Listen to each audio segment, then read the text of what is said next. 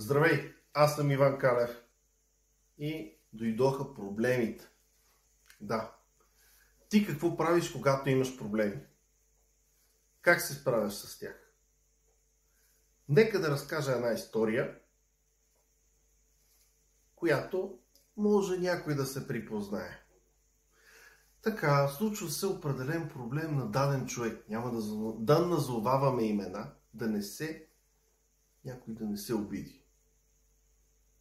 Няма да го кръщаваме Иван за всеки случай. Така, историята е следната. Случва се нещо. Да кажем, изпадаш в някаква емоционална дупка.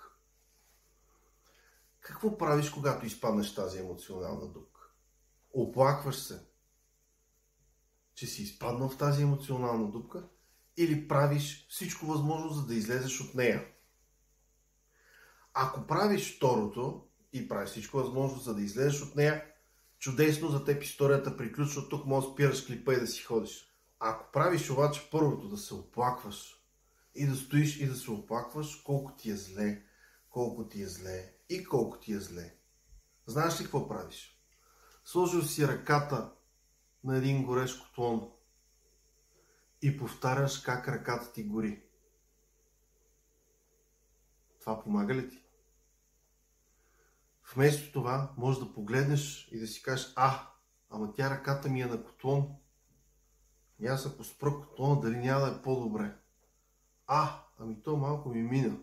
А ако си вдигна ръката от котлона, дали няма да е още по-добре? Ама то било по-добре. Каква е поуката от това нещо? Действието. Ето това нещо има на Магически огледала 6 на 3 и 4 февруари 2024 година. Заповядай, ако искаш действие и начин как да излезеш от тази емоционална дупка.